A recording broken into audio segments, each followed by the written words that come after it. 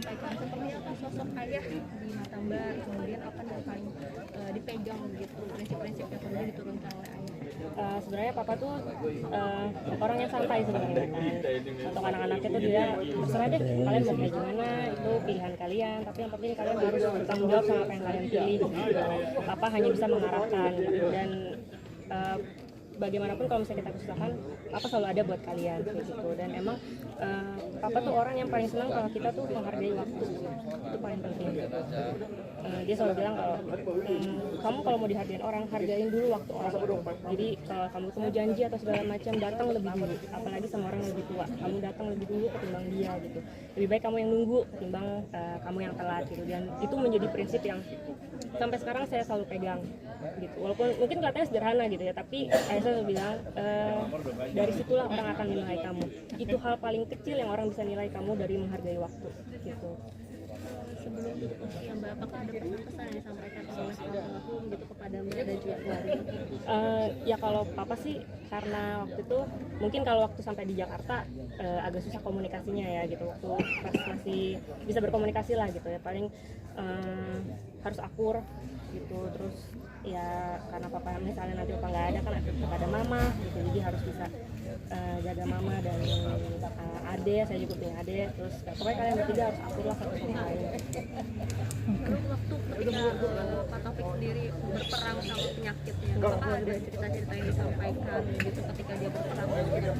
Saya kan memang nemenin papa ya dari awal sakit gitu, saya nemenin ke dokter segala macam sampai ke Singapura. Jadi ya banyak sebenarnya yang ya paling papa hanya bilang kenapa ya kok papa bisa sakit kayak gini, padahal papa tahu sendiri papa kan lagi mempersiapkan untuk pemilu gitu kan. Terus papa bilang ya mungkin ini udah cobaan pak gitu, nggak apa-apa, nanti kan kalau orang sakit itu menggugurkan dosa-dosa papa gitu.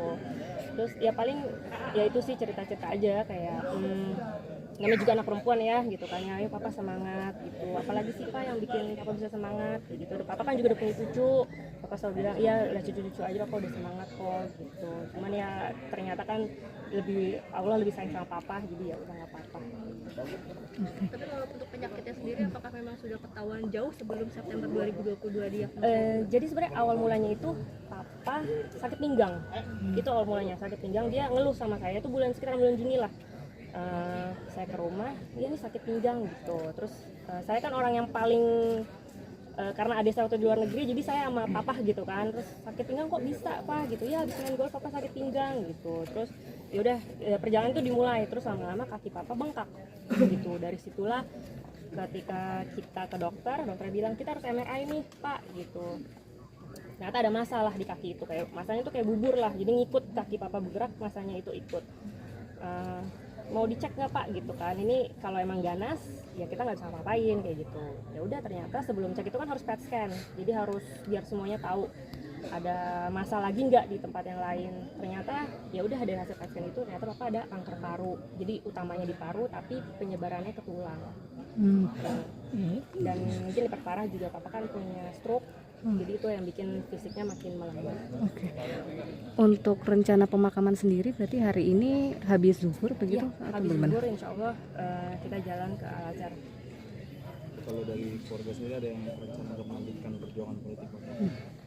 Sampai saat ini sih kemungkinan abang saya gitu ya, tapi kita belum membicarakan itu karena memang masih suasananya masih kayak gini. Dan memang saat ayah saya sakit tuh kita semua fokus untuk kesehatan ayah saya, jadi kita nggak ada tuh yang ngomongin soal politik lah apa segala macam, tuh nggak ada. Bang Topan? Iya, kemungkinan Bang Topan, cuman ya itu tadi kita belum membicarakan itu lebih lanjut.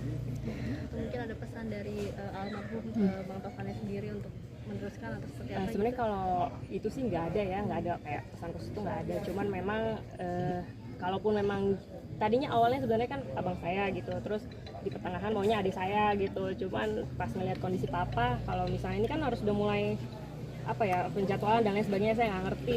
Takutnya kita jadi jauh sama papa kan gitu. Jadi ya udah bisa dibicarakan nantilah ketika kita udah mulai tenang gitu. Cukup. Oke. Terima kasih Mbak Anis. Terima kasih ya. Berduka cita.